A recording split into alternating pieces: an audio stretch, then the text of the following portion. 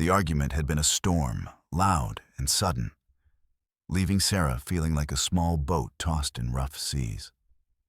Words, sharp as broken glass, had flown back and forth until the air in their little house crackled with anger and hurt. Now, hours later, the silence felt even heavier. Sarah clutched her stomach, a gentle swell beneath her hand, a reminder of the tiny life growing inside her. That life, her baby, was the only thing that mattered. And yet, the fight had made everything feel so broken. Her husband, Mark, had stormed out, leaving Sarah alone with her racing thoughts and a heart that felt like it had been squeezed dry. Tears, hot and endless, streamed down her face as she grabbed her car keys. She didn't know where she was going, only that she couldn't stay there. Not with the echoes of their shouting still ringing in her ears. Not with the fear that gripped her, tight and cold, about how she would manage all of this. She backed her old blue car out of the driveway, the tires crunching on the gravel, a sound that felt as final as the goodbye she hadn't said. Before we continue, make sure to like and subscribe to never miss a new video. And tell me, where are you watching this video from? I love seeing all different people come together for these stories.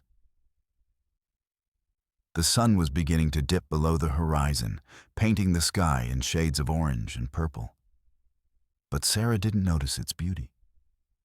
Her world felt gray, muted by a sadness that seemed to press in on her from all sides. She drove aimlessly, letting the familiar roads turn into unfamiliar ones. Fields stretched out on either side. She drove aimlessly, letting the familiar roads turn into unfamiliar ones. Fields stretched out. The old house stood silent, a quiet giant against the fading light.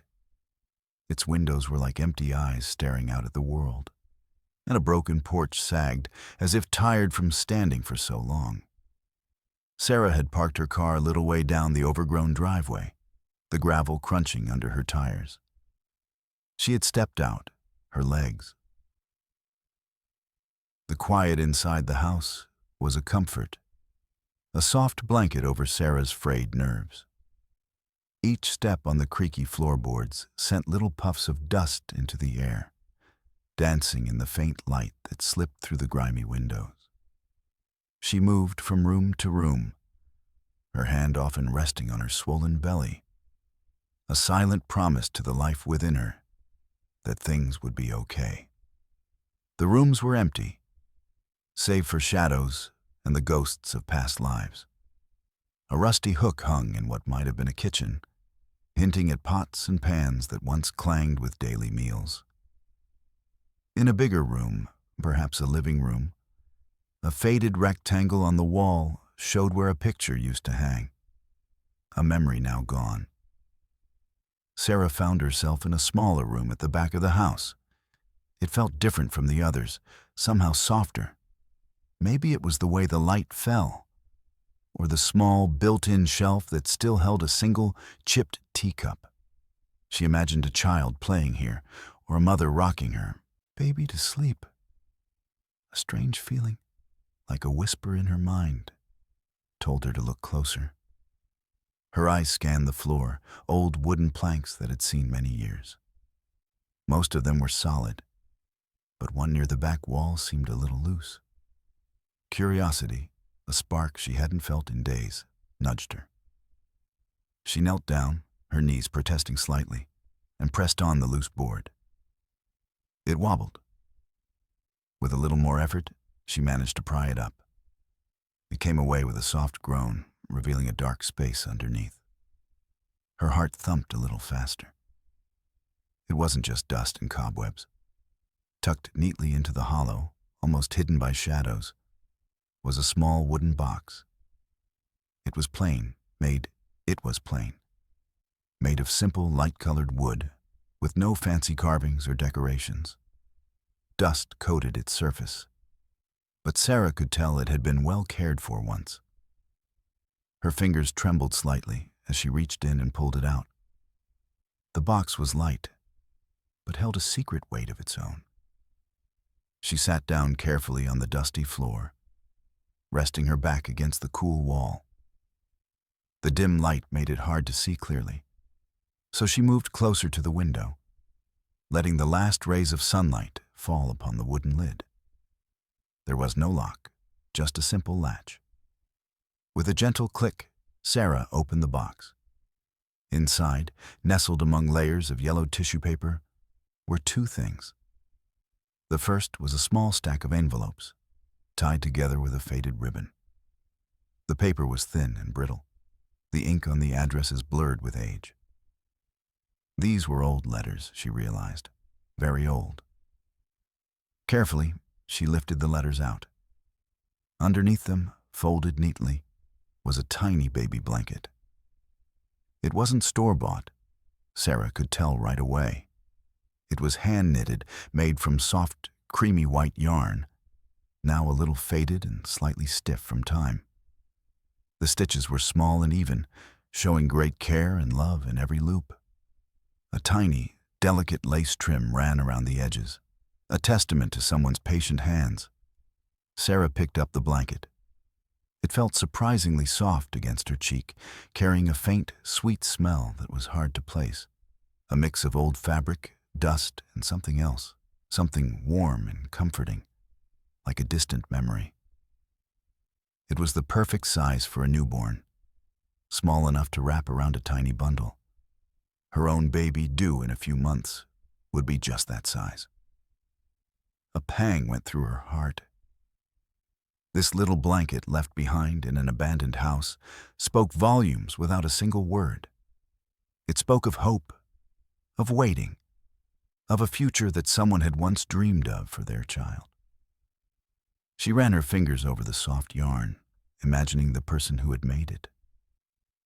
Was it a mother, excited for her baby to arrive? Was it a grandmother, knitting with love for a new generation? The blanket felt like a tiny piece of history. The blanket felt like a tiny piece of history. A silent hug from the past. Sarah gently laid it aside, her fingers now reaching for the bundle of letters. They were tied with a thin, faded red ribbon, bow that had long lost its bounce. She untied it carefully, the brittle paper rustling softly as she separated the first envelope from the rest. The handwriting was delicate, a little shaky in places, clearly from a time long ago. The first letter was dated over 60 years ago. It began simply, "My dearest Eleanor," Sarah read aloud, her voice a soft whisper in the quiet room. The letter was from a woman named Clara, writing to her sister. It spoke of joy and worry, of the new life growing inside Clara.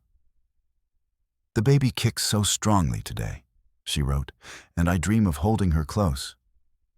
But oh, Eleanor, the loneliness presses in. Thomas is gone, fighting overseas, and the days stretch long and empty without him." Sarah's breath hitched. Loneliness. That word echoed in her own heart. She knew that feeling all too well right now. She continued to read, moving from one letter to the next. Each one was a window into Clara's life, a story unfolding with every yellowed page. Clara was a young mother-to-be, just like Sarah, facing her pregnancy without her partner by her side. The letters painted a picture of a difficult time. Money was tight, worries about the war were constant, and the judgment from some people in the town for being alone was heavy. "Some days I feel like giving up," one letter confessed, the ink smudged as if by a tear. "The house feels too big, and I worry I won't be a good enough mother, all by myself." Sarah felt a prickle behind her eyes. It was as if Clara was writing directly to her, sharing the very fears that gnawed at Sarah's own soul. She too worried about being a good mother, especially now with the rift between her and Mark. The thought of raising a baby alone, which felt like a real possibility after their fight, was a heavy weight. Clara's letters described how she spent her days knitting tiny clothes, humming lullabies to her growing belly, and trying to keep her spirits up. She mentioned how she tried to find small joys, like watching the sunrise or tending to a tiny garden, even when despair threatened to overwhelm her. There was a raw honesty in her words, a vulnerability that touched Sarah deeply. Clara wasn't pretending to be strong all the time. She admitted her weaknesses, her fears, and her moments of utter heartbreak. As Sarah read, the dust and decay of the abandoned house faded away. She wasn't just in an old, empty building anymore. She was in Clara's home, sharing her worries, feeling her hopes. The letters weren't just ink on paper. They were a living, breathing testament to a young woman's struggle and her enduring love for her unborn child. Sarah felt a strange sense of companionship, a quiet understanding reaching across the decades. Clara, a stranger from the past, was becoming a friend.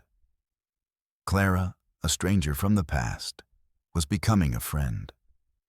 Her words reaching across time to touch Sarah's raw heart. Sarah moved from letter to letter, each one a thread weaving a deeper connection between them. Clara wrote about the heavy quiet of the house after Thomas left, how she'd sometimes just sit by the window, watching the road, hoping for a car that wouldn't come. The days feel like weeks, she penned, and the nights are even longer. I talk to the baby, but sometimes I wish I had another grown-up voice to hear. Sarah understood that feeling with a sharp ache. Just hours ago, her own house had been filled with a different kind of heavy quiet, the kind that follows a storm. She'd yearned for a kind word, a comforting presence, just like Clara. The letters kept coming, each one deepening Sarah's understanding of the woman who had once lived in this very house. Clara wrote about the small struggles of daily life without her husband, the leaky roof that needed fixing, the garden that was hard to tend alone, the way the wind howled on stormy nights, making her feel even more isolated. But woven into these complaints were threads of resilience. I learned to mend the roof myself, a little bit each day. Clara wrote in one letter, "My hands are sore, but the rain stays out, and that feels like a small victory." In another, she spoke of her garden. "The tomatoes are coming in beautifully, despite my worries. Life finds a way, doesn't it, Eleanor? Even in the hardest ground." Sarah pictured Clara, her pregnant belly heavy, reaching up to patch a roof or kneeling in the dirt, coaxing life from the soil. It was a powerful image, one of quiet strength. Sarah felt a profound connection to Clara, as if the old letters were not just words on paper, but conversation spanning decades. She wasn't just reading a story. She was living it with Clara. The dusty room, the fading light, the very air seemed to hold Clara's spirit. Sarah touched the old floorboards, imagining Clara's feet walking over them, her hands touching the same walls. She wondered if Clara had ever sat in this very spot, by this very window, finding comfort in the last light of day. It wasn't just the shared experience of pregnancy and the absence of a partner that connected them. It was the raw, honest emotion that poured from Clara's pen. Clara wrote about feeling afraid, about the moments of doubt that crept in, about the fear of not being enough. These were the very same feelings that had driven Sarah from her own home just hours before. The fight with Mark had left her feeling worthless, unloved, and terrified of the future. But Clara's letters, full of struggle yet always ending with a glimmer of hope, showed Sarah that these feelings were normal, even when life felt utterly broken. She realized that Clara hadn't just faced hard times. She had faced them with a quiet courage.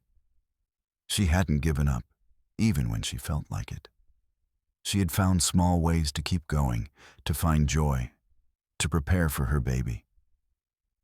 Sarah felt a warmth spread through her chest, pushing back against the cold knot of fear. This connection to Clara was more than just sympathy.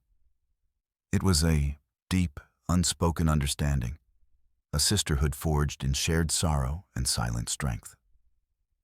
In this abandoned house, in these old letters, Sarah wasn't alone anymore.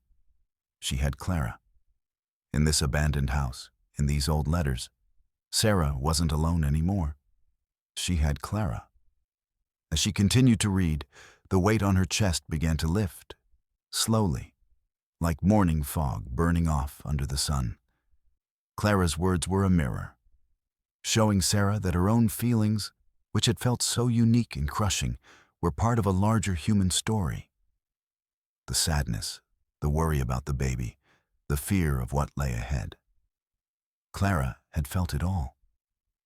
"Sometimes I cry until my eyes are swollen," Clara admitted in one of her letters.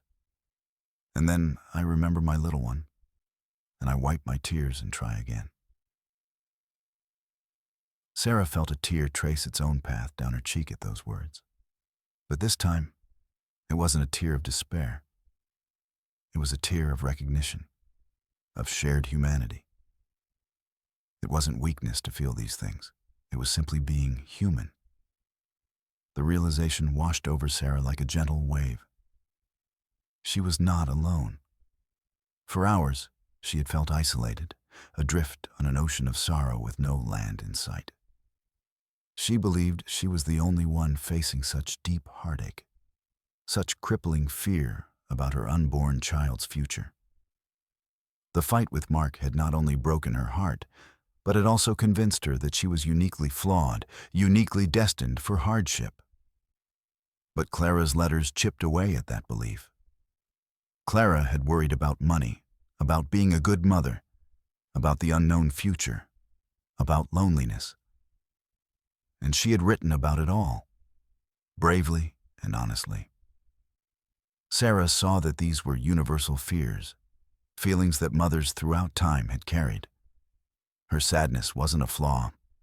It was a feeling, a hard one, but a feeling that could be understood and shared.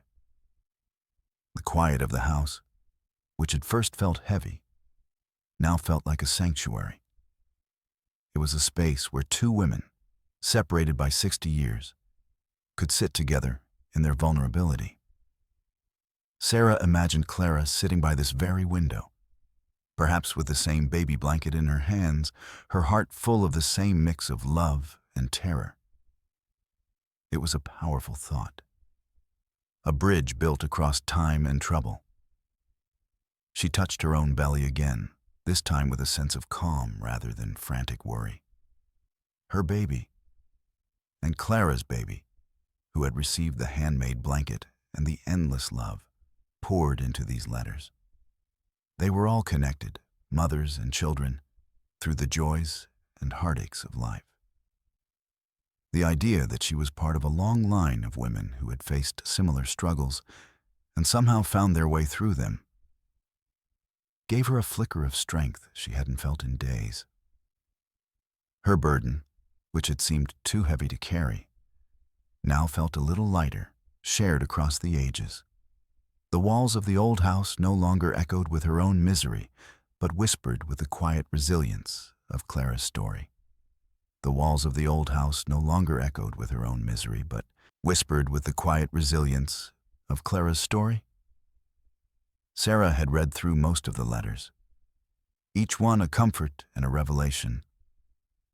Now, only one remained in the stack, thicker than the others, held together with a fresh, crisp fold. It was the last one Clara had written to her sister, Eleanor, before something had changed.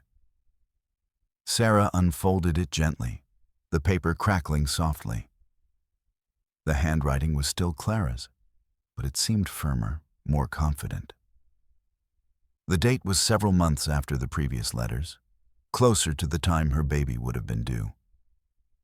Sarah took a deep breath, feeling a mix of eagerness and a little fear of what this final message would hold.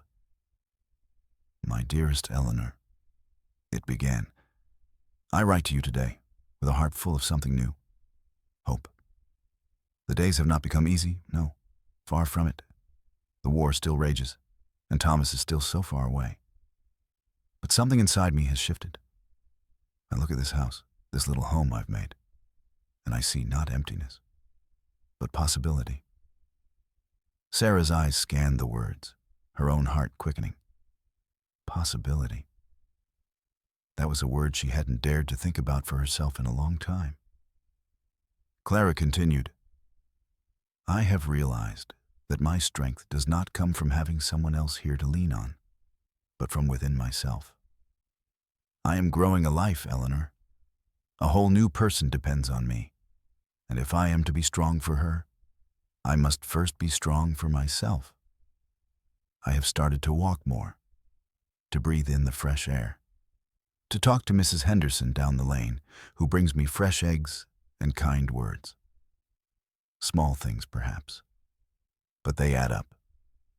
Sarah imagined Clara, walking with her pregnant belly, finding comfort in the simple act of breathing, in the small kindness of a neighbor. It was a picture of a woman choosing to stand tall, even when her knees felt weak. "I still have my fears," Clara admitted honestly. "But now, they do not swallow me whole. I hold my baby blanket, the one I knitted with so much love, and I imagine her tiny fingers grasping it. That dream, Eleanor, that precious dream, gives me the courage to face each new day. I will find a way. We will find a way, my little one and I." The letter ended with a promise to write again soon, after the baby arrived. It was a message of powerful, quiet strength. It wasn't about a sudden fix or a magical rescue. It was about finding the inner resolve to keep going, to find hope in the face of hardship, and to trust in one's own ability to navigate tough times for the sake of a child. Sarah held the letter, her hands no longer trembling from sorrow, but from a growing sense of wonder and a budding, fragile hope of her own. Clara's words were a beacon, showing her that even when things felt utterly broken, there was always a path forward, a strength waiting to be found within. Clara's words were a beacon, showing her that even when things felt utterly broken, there was always a path forward, a strength waiting to be found within. Sarah carefully folded the last letter and placed it back with the others. Then her eyes fell upon the tiny, handmade baby blanket, still resting on the dusty floor beside her. She reached for it, her fingers tracing the delicate lace trim, feeling the soft, aged yarn. She held the blanket to her chest, pressing it against her own growing belly. It felt like a tangible piece of Clara's love, a whisper from a mother to a mother, across time. All the sadness that had been building inside Sarah for days, all the hurt from the fight with Mark, all the fear for her future and her babies, seemed to swell up inside her again. But this time, it was different. Tears began to fall, hot and steady, streaming down her face and wetting the soft yarn of the blanket. Yet, these were not the bitter, hopeless tears she had cried earlier in her car, or the angry tears that had stained her pillow. These were tears of understanding, tears that carried the weight of shared experience, of knowing that she was not alone in her struggles. They were tears of empathy for Clara, who had faced so much with such quiet bravery. And mixed in with the understanding, there was a tiny, fragile seed of hope. It was a hope that felt like the first green shoot pushing through hard ground after a long winter. If Clara, in her time of war and loneliness, could find strength within herself, could look at her empty house and see possibility, then perhaps Sarah could too. Perhaps her own broken heart wasn't shattered beyond repair. Perhaps her future wasn't as bleak as it had seemed just hours ago. She squeezed the blanket tighter, imagining Clara's hands knitting each stitch with love and worry, with dreams for her unborn child. Sarah felt a deep connection to that love, a universal mother's love that transcended time and circumstance. This small, soft square of yarn became a symbol of resilience, a reminder that love and hope could endure, even in the hardest of times. The sun had fully set now, and the room was growing dim, but a soft, inner light seemed to glow within Sarah.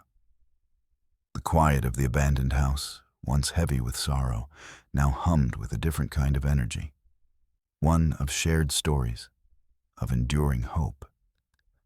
She wiped her eyes, feeling a strange sense of peace settle over her. The tears had cleansed something inside her, washing away some of the despair and making room for this new, tender hope. She was still heartbroken, yes, but she was also beginning to feel understood, and for the first time in a long time, not utterly lost. Sarah wiped her eyes, feeling a strange sense of peace settle over her.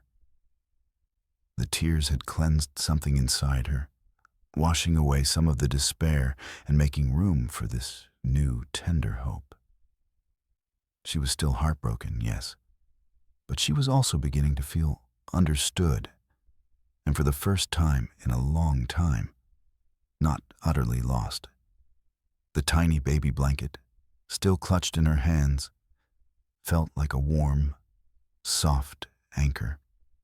She looked at the small wooden box, then at the stack of old letters tied with a faded ribbon. A powerful feeling rose within her. She couldn't leave these behind. They were more than just old belongings. They were a legacy, a message sent across time just for her. Clara's story, her struggles, and her ultimate resilience had touched Sarah in a way nothing else had. It felt like a direct sign, a whispered encouragement from the universe itself, telling her that she too could find her way. "I need these," Sarah murmured aloud, her voice a little hoarse from crying but steady. "I need to keep them." Carefully, she placed the letters back into the wooden box. The baby blanket she folded gently and placed on top. It would be a constant reminder, a touchstone, a reminder of Clara's strength, of the enduring power of a mother's love, and of the possibility of hope even in the darkest times. This little box, found hidden under a floorboard in an abandoned house, had become a treasure chest of emotional support. She didn't feel guilty about taking them. It felt right, almost destined, as if Clara, in some unknowable way, had left them there for someone who would truly need them, someone who would understand. Sarah felt a silent promise form in her heart. She would cherish these items, and she would carry Clara's story with her, letting it guide her through her own challenges. The thought of them being a sign for her own future bloomed brightly in her mind. Her future, which had looked like a scary, empty road, now had a faint path etched upon it. It wouldn't be easy, no. Clara had shown her that. But it wouldn't be impossible either. The blanket would be for her baby, a gift of warmth and hope, just as it had been for Clara's.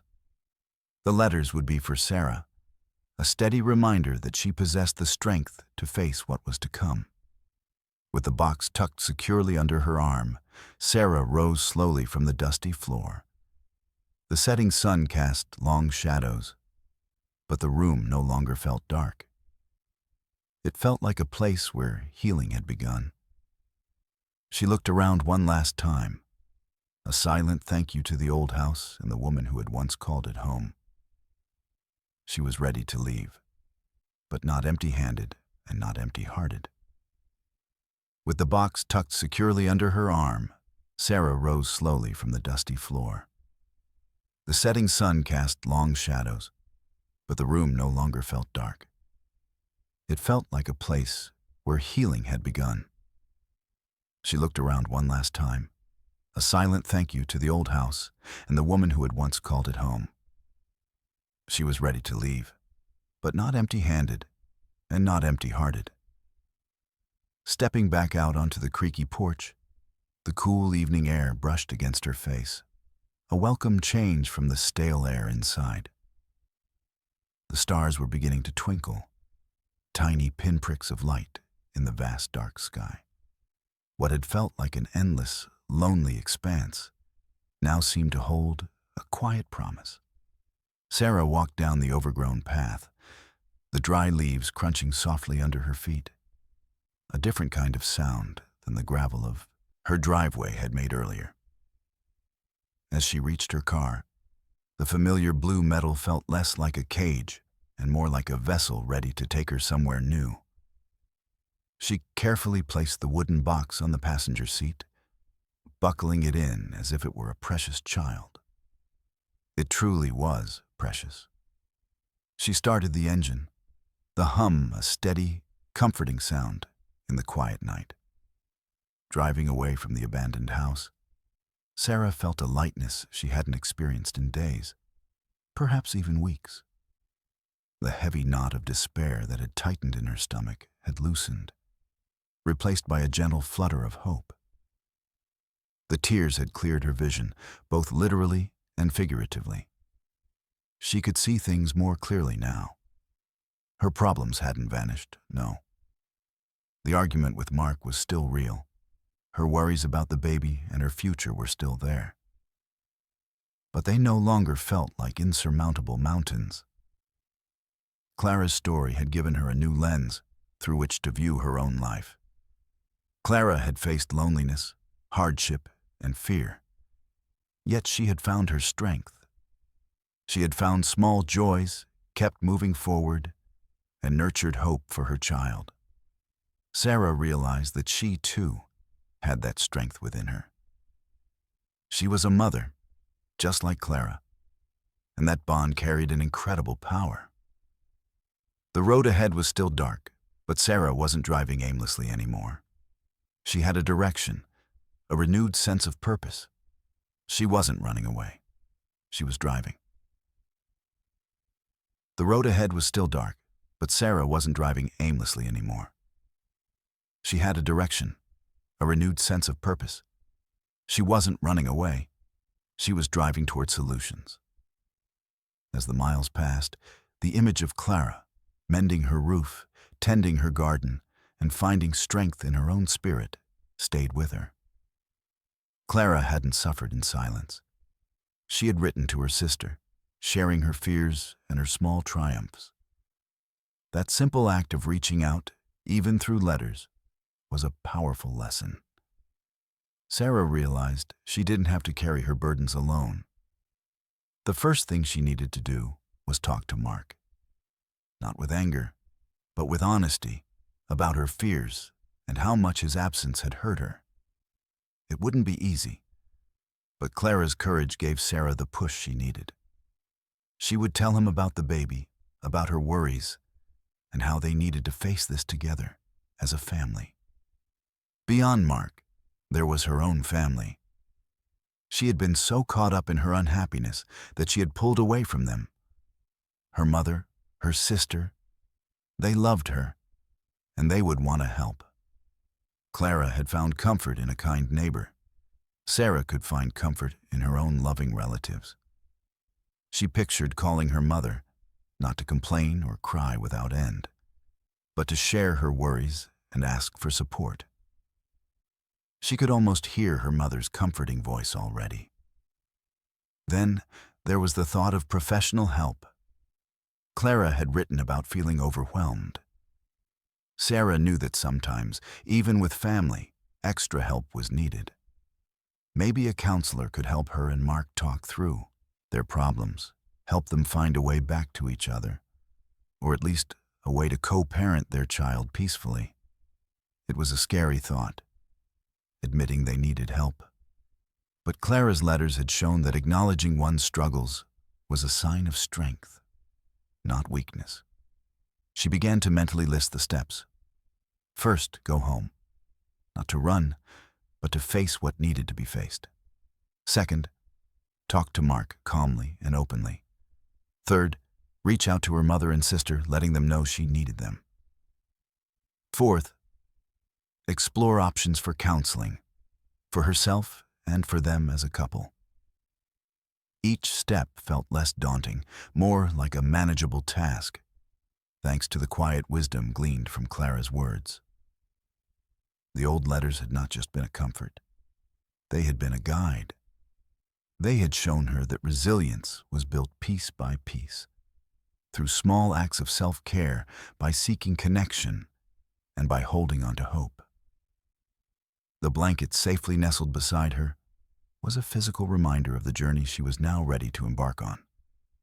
Her future still held unknowns, but now it also held a clear, determined plan.